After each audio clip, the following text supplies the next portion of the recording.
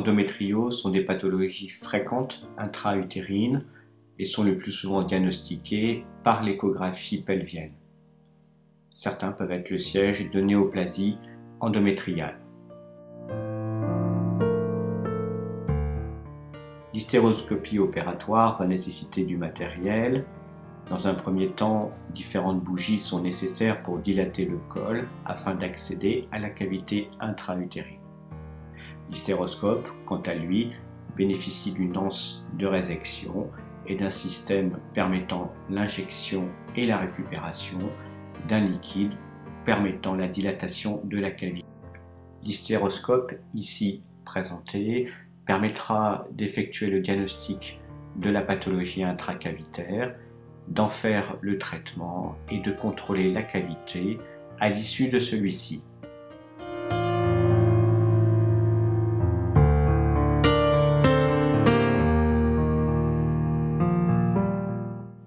Les polypes endométriaux peuvent prendre plusieurs aspects, tant dans leur forme que dans leur nombre au sein de la cavité utérine. Ici sont représentés 2 polypes au sein de celle-ci. Sur ces clichés, un seul polype, dit en langue de chat, est identifié lors de l'hystéroscopie. Le tour de celui-ci permet d'appréhender son pied de fixation situé ici sur la partie postérophandique de l'utérus.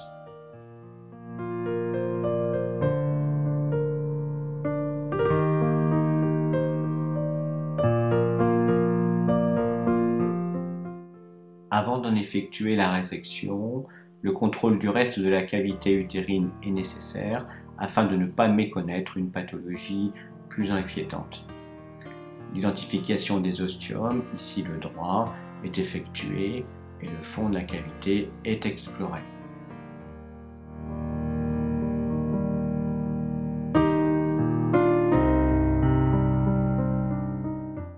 La résection des polypes se fait à l'anse.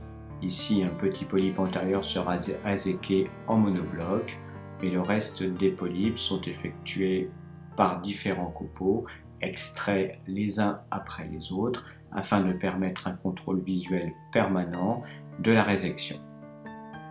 Cette résection peut être effectuée soit par une énergie bipolaire, soit par une énergie monopolaire.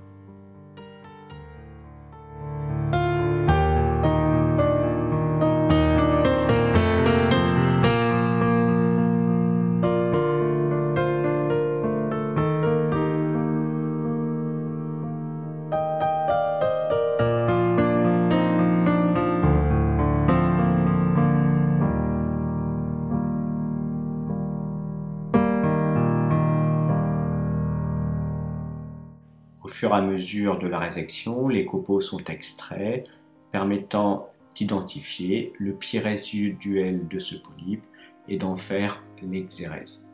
Le contrôle dans cette situation phannique de la profondeur est nécessaire afin de ne pas effectuer une perforation utérine.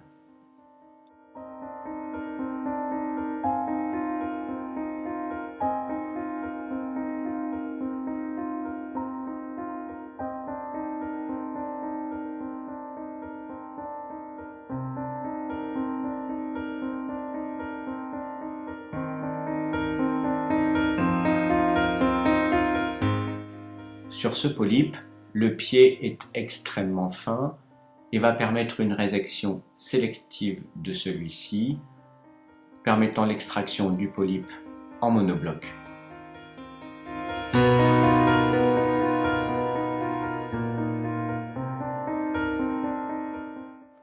À l'issue de la résection de ce polype, un contrôle de la cavité utérine est nécessaire, afin de ne pas méconnaître une lésion sous-jacente.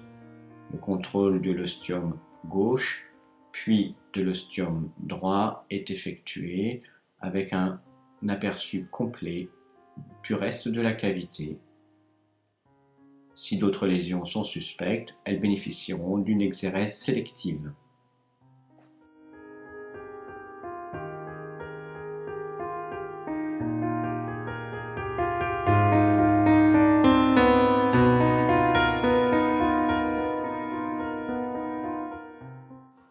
Les pièces opératoires sont présentées ici à la suite de la résection. Le premier polype, plus volumineux, a bénéficié de résections plus larges, le second de copeaux plus modestes, l'ensemble étant adressé pour examen anatomopathologique.